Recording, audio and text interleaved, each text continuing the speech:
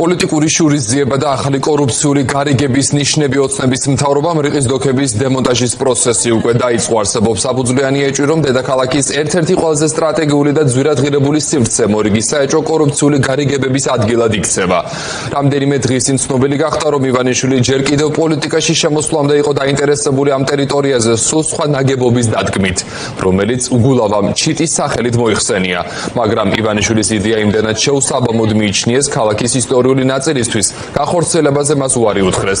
რიყის დოქები, რომელიც იტალიელმა არქიტექტორმა მასილიმიანო ფუქსასმა დააპროექტა და თავდაპირველად საკონცერტო დარბაზისა და საგამოფენო ცენტრისთვის შენდებოდა, სახელმწიფო ბიუჯეტს 75 მილიონი ლარი დაუჯდა, მას კი ახლა ანგრევენ. ღია პოლიტიკური თავდესხმა არქიტექტურაზე თამარ დემეტრაშვილი გვერდდება ამ თემის დეტალებით პირდაპირ ეთერში. თამარ, გისმენთ. როგორც ჩანს, რიყის დოქების დემონტაჟის პროცესი ძალიან მალე დაიწყება, ტერიტორია შეღობილია სამშენებლო ღობით და მის მიღმა მობილიზებულია უკვე მძიმე ტექნიკა. ჩვენ შევძელით და გადავიღეთ ორი ტრაქტორი, სამუშაოების პროცესი ჯერჯერობით არ დაწყებულა.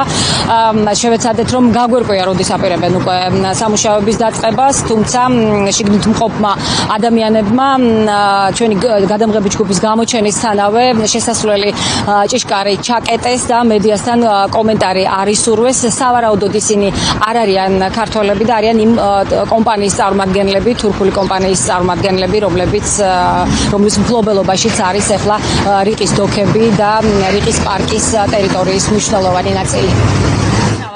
დემონტაჟი წყებს? როდის იწყება დემონტაჟი? როდის იწყება დემონტაჟი?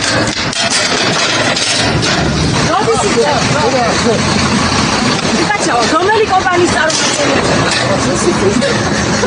როდის იწყებს დემონტაჟი?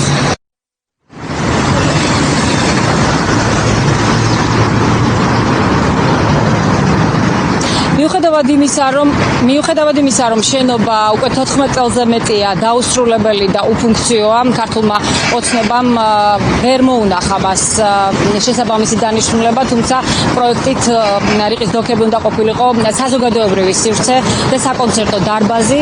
წლების განმავლობაში ის საქართველოში და თბილისში ჩამოსული ტურისტების ყურადღებას იქცევდა. აქ ადამიანები, როდესაც ათვალიერებდნენ რიყის პარკს, მოდიოდნენ ამ შენობას მისი გამორჩეული არქიტექტურის გამო სურათებს უღებდნენ. ასეთივე ფაქტი დავაფიქსირეთ ჩვენ დღესაც. ერთ-ერთი ტურისტი ცდილობდა ღობის მიღმა, ღობიდან ცდილობდა ამ სურათის გადაღებას. მან ჩვენთან საუბარში თქვა, რომ ეს არის გამორჩეული ნაგებობა და საინტერესო მისთვის, როგორც მუსიკოსისთვის. მას იცნობდა ამ შენობის ისტორიასაც და მის დანიშნულებასაც და ძალიან წუხილს გამოხატავდა, რომ მისი დემონტაჟი უნდა მოხდეს.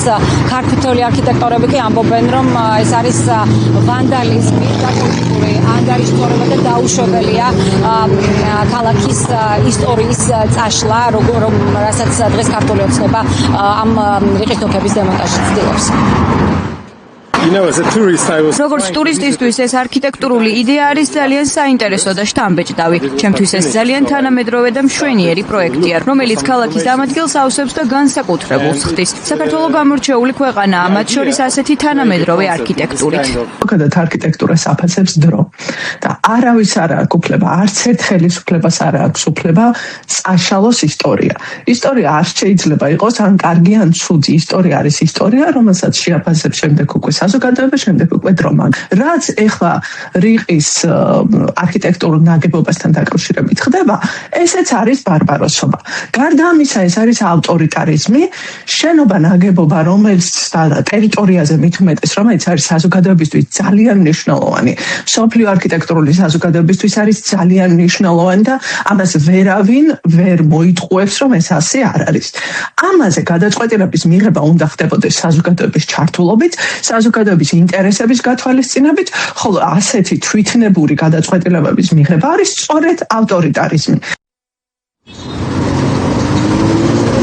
მაყურებელს შევახსენებთ, რომ რიყის დოქები 2021 წელს ქართული წარმოშობის რუსმა ბიზნესმენმა დავით ხიდაშელმა 10 მილიონად შეიძინა იმ პირობით, რომ ამ ტერიტორიაზე საგამოფენო სივრცე და საზოგადოებრივი სივრცე უნდა გაეკეთებინა, თუმცა საინვესტიციო ვალდებულების ვადის ამოწურვის მომენტში მან ეს პროექტი გადაყიდა დეპუტატ ბარვენაშვილთან დაკავშირებულ კომპანიაზე, მიიღო ამ კომპანიამ შემდეგ რიყის დოქების დემონტაჟის უფლება და ამ უფლებიანად უკვე გადაყიდა შემდეგ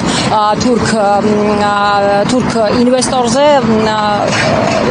პრემიერ ირაკლი ყობახიძის ხელმოწერით ინვესტორს აქვს უფლება, რომ ეს შენობა დაინგრეს და სავარაუდოა, რომ ის ადგილას სასტუმრო აშენდეს.